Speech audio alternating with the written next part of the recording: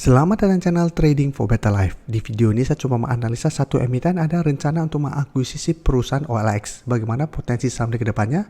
Yuk kita coba pelajari analisanya di video ini. Semoga analisa diberikan ini bisa bermanfaat dan membantu teman-teman dalam mengambil keputusan. Untuk teman-teman belum subscribe channel ini, bisa tekan tombol subscribe agar tidak ketinggalan informasi dan analisa saham terbaru yang akan diupload setiap harinya. Saham pertama yang saya analisa adalah saham ASI. Saham ASI jika kita lihat satu minggu terakhir ini masih terus melemah. Hari Jumat kemarin masih turun 1% lebih ke 6.450. Dan penurunan ini membuat ASI sempat turun mengetes garis EMA 150 di harga 6.375. Tapi pada saat penutupan masih bisa bergerak naik. Tapi secara tren ASI sudah mulai melemah, sudah tidak bergerak uptrend untuk saat ini, walaupun masih bisa bertahan di support EMA 150. Selama masih kuat di atas support ini, minimal ASI trennya masih akan sideways. Tapi ingat, garis EMA 150, garis EMA 50 yang saat ini di harga 6.625 sudah berubah menjadi resisten.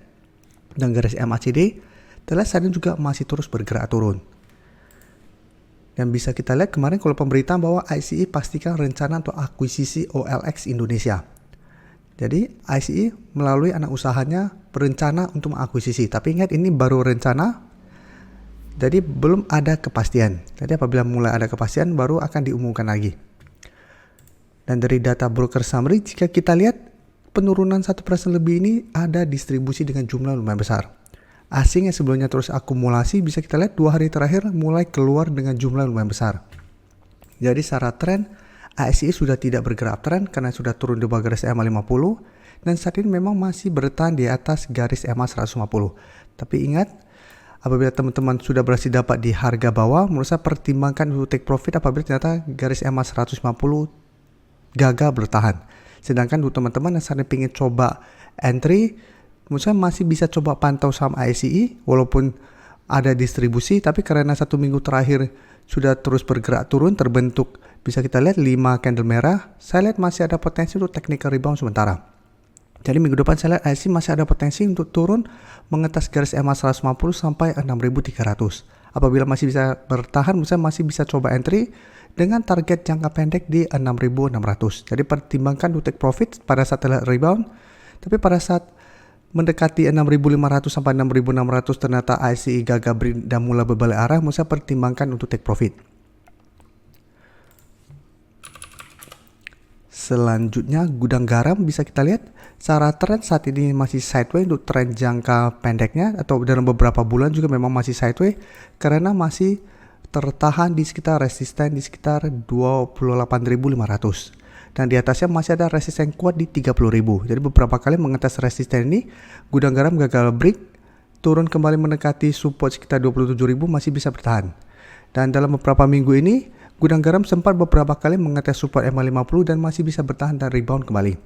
Jadi satu minggu ini gudang garam berhasil rebound dari support EMA 50 dan hari Jumat kembali naik 2% dan mencoba untuk break resisten di sekitar 28.500. Jadi secara tren jangka menengah gudang garam sudah ternyata masih bergerak tren dan masih bagus karena masih berada di atas garis EMA 50 150. Dan garis MACD jika kita perhatikan saat ini juga masih bergerak naik. Dan dari data broker summary bisa kita lihat kenaikan 2% lebih ini terlihat masih ada sedikit akumulasi. Dan asing bisa kita pantau satu minggu terakhir ini masih masuk akumulasi. Dan 2 hari terakhir akumulasinya lumayan besar. Jadi untuk gudang garam saya lihat minggu depan masih ada potensi untuk lanjut naik mengetes resisten di 30.000.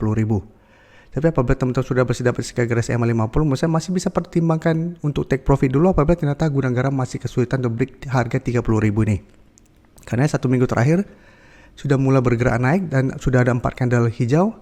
Apabila mendekati harga 30.000 gagal break, masih ada potensi salah untuk terkena koreksi sementara karena sudah naik lumayan tinggi. Jadi teman-teman bisa hold saja terus selama support EMA 50 ini tidak terlewati atau swing trade dengan cara take profit di sekitar harga 30.000. Setelah itu tunggu kembali di sekitar 28.500 sampai garis EMA 50 untuk re-entry kembali. Sekarang coba kita lihat saham ERA.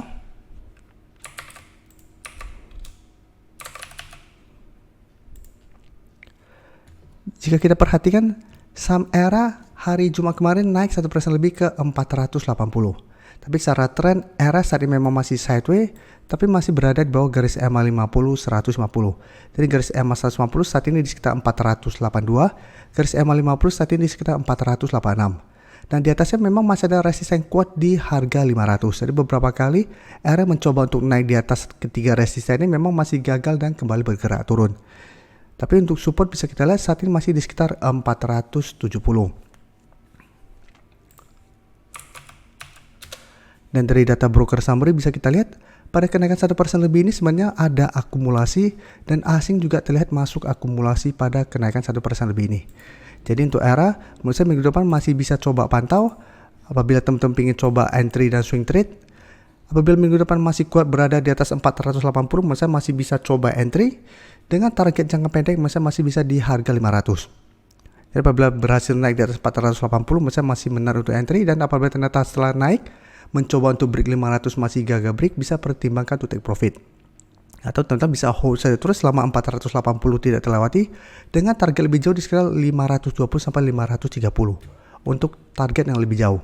Tapi saat ini ERA belum layak untuk entry apabila minggu depan masih gagal naik di atas 480.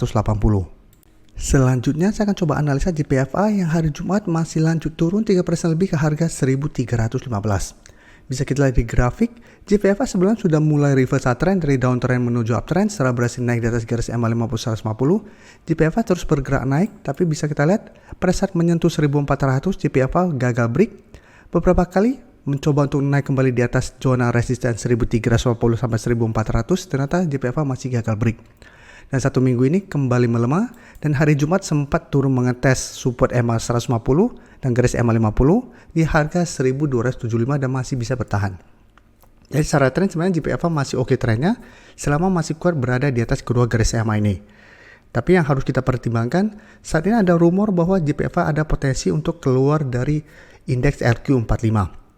Jadi apabila ternyata terkonfirmasi JPFA yang keluar dari indeks RQ45, saya lihat ada potensi JPFA untuk terkoreksi dan malah turun di bawah kedua garis EMA.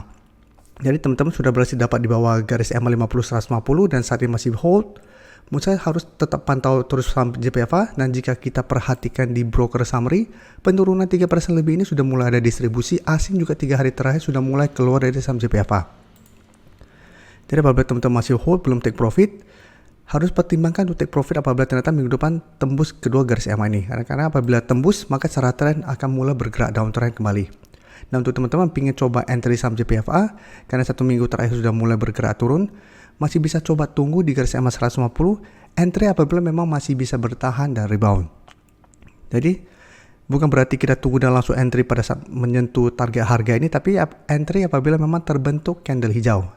Paling aman lagi terbentuk candle hijau dan terlihat ada akumulasi. Itu akan lebih aman. Karena setahu saya minggu depan akan keluar informasi siapa yang masuk ke LQ45 dan siapa yang keluar. Untuk rumor yang masuk, sepertinya banyak yang menyebutkan adalah Bumi dan BRMS.